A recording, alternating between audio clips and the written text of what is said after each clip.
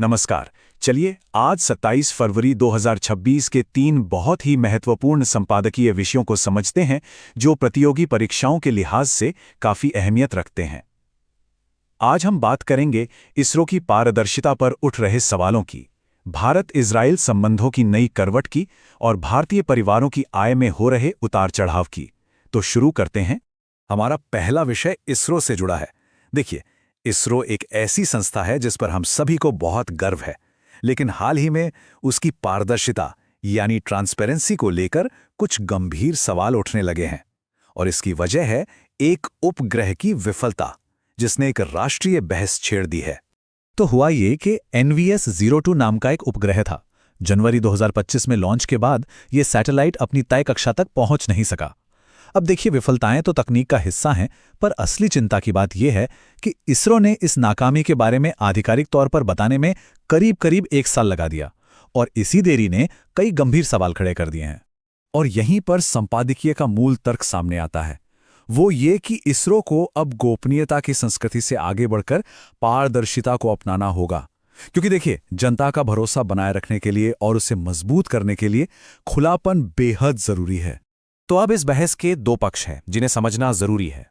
एक तरफ इसरो का कहना है कि ये एक तकनीकी गड़बड़ी थी, एक ढीले कनेक्शन की वजह से एक वाल्व खराब हो गया।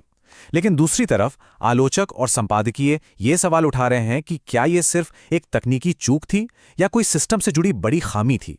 क्या ये किसी की लापरवाही थी? और सबसे बड़ा सवाल, इस जानकारी को सामने लाने में 1 साल की देरी क्यों हुई? चलिए अब आगे बढ़ते हैं और अपने दूसरे विषय पर आते हैं, भारत इजराइल संबंध।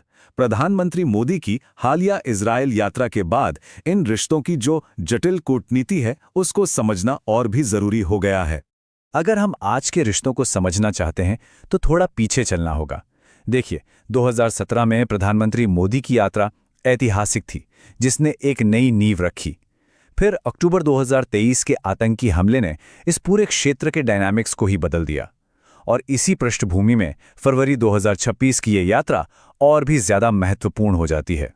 तो इस दौरे से हासिल क्या हुआ? कई ठोस नतीजे निकले। सबसे पहले तो दोनों देशों के रिश्ते अब विशेष सामरिक साझेदारी के स्तर पर पहुंच गए हैं। आर्टिफिशियल इंटेलिजेंस और कृषि जैसे क्षेत्रों में 15 से ज्यादा समझौतों पर हस्ताक्षर हुए हैं। साथ ही 50,000 भारतीय श्रमिकों के लिए रोजगार के अवसर खुले, और I2U2 और IMEC जैसे बड़े रणनीति कॉरिडोर के काम में तेजी लाने पर भी सहमति बनी है।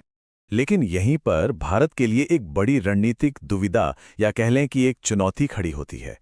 एक तरफ है इजराइल के साथ तकनीकी साझेदारी और आर्थिक अवसर जैसे सीधे फायदे, लेकिन दूसरी तरफ ये जोखिम है कि इस बढ़ती नज़दीकी का असर अरब देशों के साथ भारत के पारंपरिक संतुलित रिश्तों पर पड़ सकता है। ये भारत की विदेश नीति के लिए एक बड़ा बैलेंसिंग एक्ट है। और अब चलते हैं हमारे तीसरे और आखिरी विषय पर, जो शायद हम सबसे सीधे तौर पर जुड़ा है। ये है भारत में आय की गतिशीलता यानी इनकम मोबिलिटी।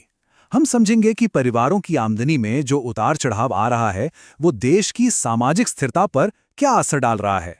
इस विषय को समझाने के लिए संपादकीय में चार्ल्स डिकेंस की एक बहुत ही मशहूर लाइन का जिक्र है, ये सबसे अच्छा समय था, ये सबसे बुरा समय था। और ये लाइन भारत की हालिया आर्थिक कहानी पर बिल्कुल सटीक बैठती है। एक ही समय में कुछ लोगों के लिए जबरदस्त समृद्धि है तो वहीं बहुतों के लिए गहरी मुश्किलें भी हैं। इस विश्लेषण को समझने के लिए पहले ये देखते हैं कि परिवारों को किस आधार पर बांटा गया है। अध्ययन ने 2014 के आय के आंकड़ों को आधार बनाया है और भारतीय परिवारों को 3 हिस्सों में बांटा है। सबसे ज्यादा कमाने वाले टॉप 10%, बीच के 40% और सबसे कम आमदनी वाले निचले 50%। और इस विश्लेषण का जो मुख्य निष्कर्ष है वो काफी चौंकाने वाला है। वो ये कि 2014 से 2025 के बीच का समय आर्थिक स्थिरता का नहीं बल्कि भारी उथल-पुथल का रहा है। इस दौरान लोगों की आय में बहुत तेजी से बदलाव हुए, जिसने समाज के हर तबके पर गहरा असर डाला। तो ये आय गतिशीलता या इनकम मोबिलिटी आखिर है क्या? इसका सीधा सा मतलब है कि समय के साथ परिवार अपनी आय के स्तर में ऊपर जाते हैं या नीचे आते हैं।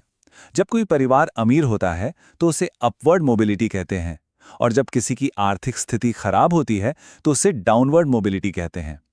किसी भी समाज की आर्थिक सेहत को समझने के लिए ये दोनों ही बहुत जरूरी संकेतक हैं। तो चलिए इन तीनों विश्लेषणों से जो मुख्य बातें निकल कर आई हैं उन्हें फटाफट समेटते हैं। तो आज की हमारी चर्चा से 3 बड़ी बातें सामने आई हैं। पहली, इसरो के लिए संस्थागत विश्वास सिर्फ तकनीकी जानकारी देने से नहीं बनेगा, बल्कि असली जवाबदेही तय करने से बनेगा।